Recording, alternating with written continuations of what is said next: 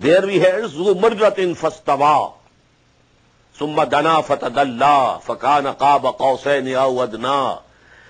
These were the, condition of Hazrat Jibreel described in Surah Al-Najm. Here, Zi Quwwatin inda Zil Arsh Makin. He is endued with power, and he has a high position near the Lord of the throne, Zil Arsh Makin, Muta'in Samma Amin. He is obeyed by the angels, and at the same time, he is trustworthy. Whatever message is given to him, he conveys it exactly in the same form. وَمَا صَاحِبُكُمْ بِمَجْنُونَ. And your friend, your man, that is Muhammad sallallahu alaihi wasallam. The same word came in Surah Al-Najm. مَا ضَلَّ صَاحِبُكُمْ وَمَا غَوَى. Your man, Muhammad sallallahu alaihi wasallam, is from amongst you. He's a Qurayshi, from the tribe of Quraysh. And he has not gone mad. And here, Ma sahibukum bi majnoon, he is not possessed. No evil spirit has possessed him. He has not gone crazy. وَلَقَدْ رَآهُ بِالْأُفُقِ الْمُبِينِ. He saw the angel, Jibreel, at the clear horizon. وَمَا هُوَ عَلَى الْغَيْبِ بِضَنِينَ. It has been interpreted in two ways. He is not miserly in conveying the unseen. Whatever knowledge of the unseen comes to him, he conveys to the people. He is not miserly, he doesn't keep it to himself. And the second meaning, he is not the seeker of the unseen. He doesn't want that the unseen should be disclosed to him. It is being disclosed to him by the command of Allah subhanahu wa ta'ala, because Allah subhanahu wa ta'ala has appointed him as a messenger.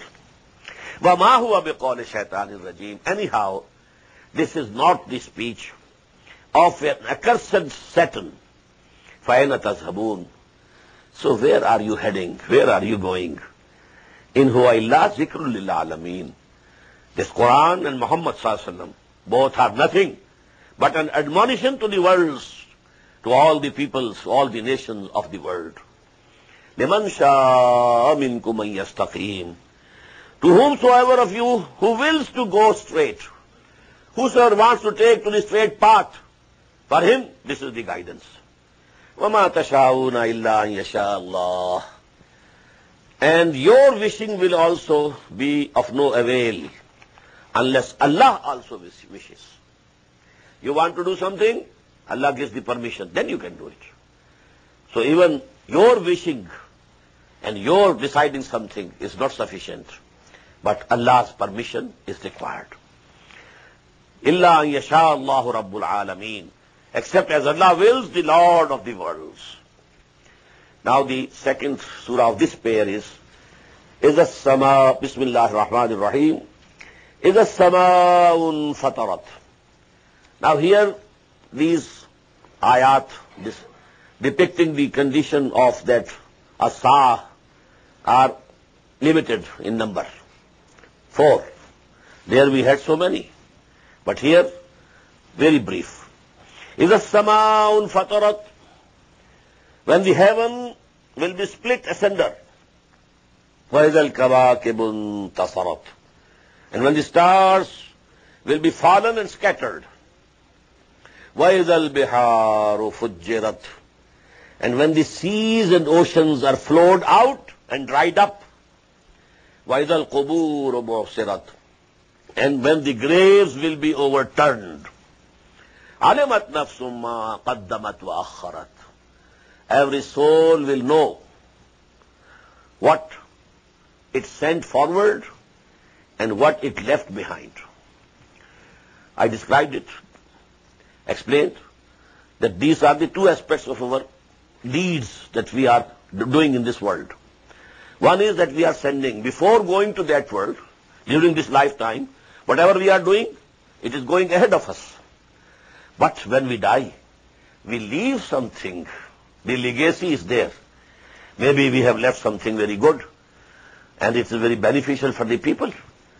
Maybe you have established an institution from which the people are benefiting and getting the knowledge of Quran. So this will keep on giving you credit in the books of Allah subhanahu wa ta'ala. So this is what you left behind.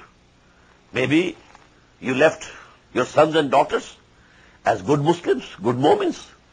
And so they will be, which we call Satta Jariya.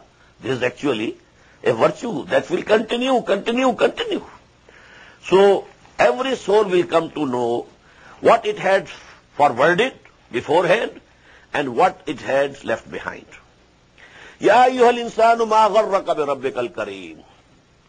This is the third place in the Quran, then this concept is discussed. O man, what has seduced you regarding your Lord, the gracious?